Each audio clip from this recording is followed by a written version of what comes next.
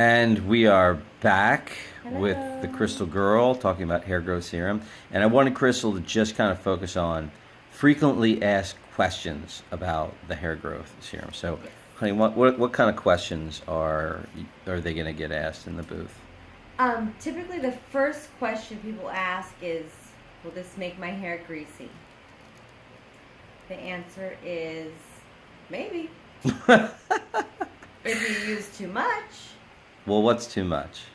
Okay, so some people are going to be like, they're not going to read the directions.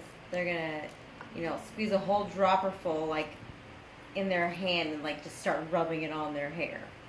That's not what you want to do. Got it, because it's a That fingertip will thing. make your hair greasy. Right. Don't Okay. do that. Right on. Okay. That is called a hot oil treatment, and you do want to do that, but not for this purpose. You can do that if you want to. That's a whole different situation.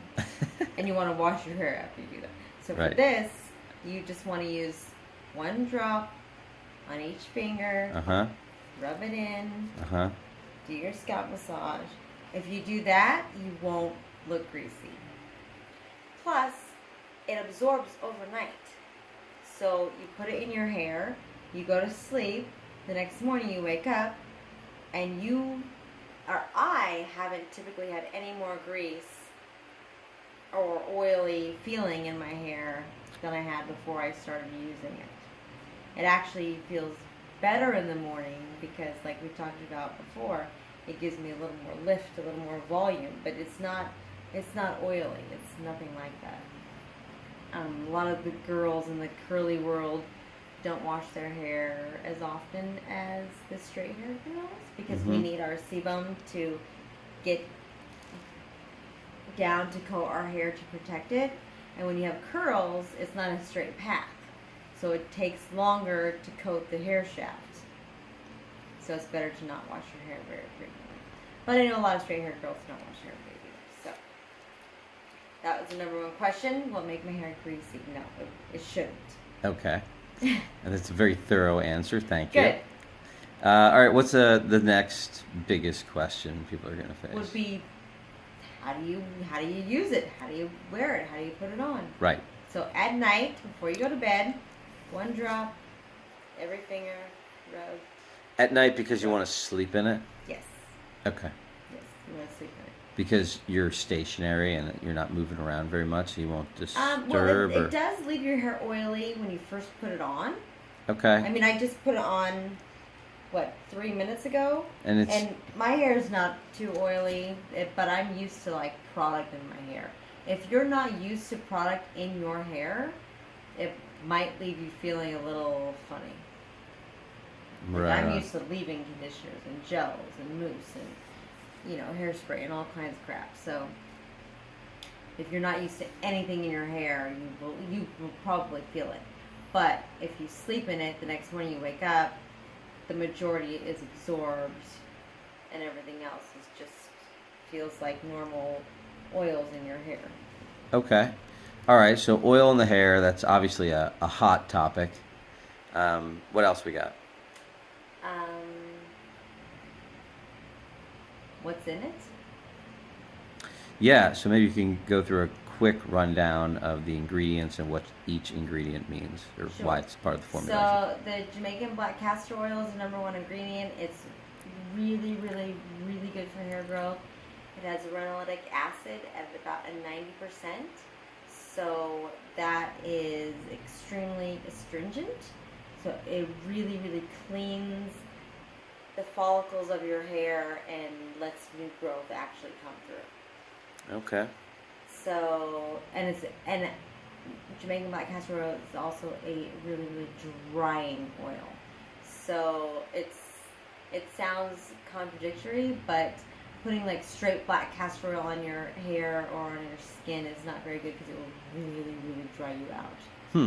Yeah. So it's a very different kind of oil. There's that, and then it's the CBD hemp. So CBD and hemp oil blended together. The CBD is really good for circulation, inflammation. Inflammation is the biggest cause of alopecia. Circulation, blood flow is really good for your hair growth. Hemp oil is also really good for hair growth. CBD regulates your sebaceous glands and helps to regulate the oil in your skin that it's producing. If you're using harsh shampoos with sulfates in them, stop doing that, by the way.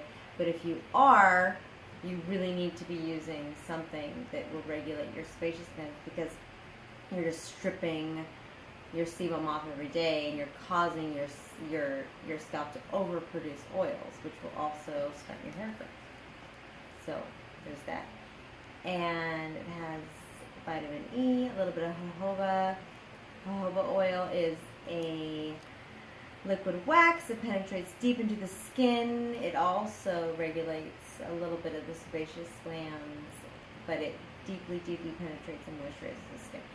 That is the one that may or may not build up a little bit on the hair, so you want to make sure that you wash every few days to get the oil out. And the argan oil is really good for hair. It moisturizes and softens your hair. All right. Oh, and then there's the essential oils. This is all a lot. Okay. Anything else that they should know in the booth? Anything else they're going to get asked and need to be prepared for? The sticker shock probably. Okay. $42. That's a lot. For What do a normal product. products cost without the CBD? Well, normal products without the CBD, there's such a wide range. There's products that don't have any essential oils or other oils blended in. Like straight Jamaican black castor oil is going to cost you, $20 for a little bottle. But it's straight Jamaican black castor oil for like a 4-ounce bottle. But you still have to buy all the other bottles of stuff to mix it together. Right. And all the essential oils and everything else in there. So for what we're doing, there's not really that much of a comparison. I think Righteous Fruits makes an oil. Well, I know they make an oil, but I think that theirs runs about $30. And it's a little bit bigger, but there's no CBD in it. And it's got a lot of coconut oil in it, which I don't put in my products. It says coconut oil will clog your pores, which is the opposite of what you want to do. Coconut oil bad. Yes. Okay, interesting. So if people are freaking out about, not freaking out, if people are objecting about the price, it's got really high quality ingredients. It's all organic. It's all fine cold pressed or unrefined cold pressed oils, and the bottle should last you 2.5 to 3 months. So it's not really that expensive for a little, you just see a little tiny bottle, but you're not using whole dropperfuls. You're just using little tiny drops and massaging it in. So it should last you approximately 2 to 3 months. Okay, awesome. Anything else? Not that I can think of. Thank you, Crystal Girl. Thank you. Bye-bye.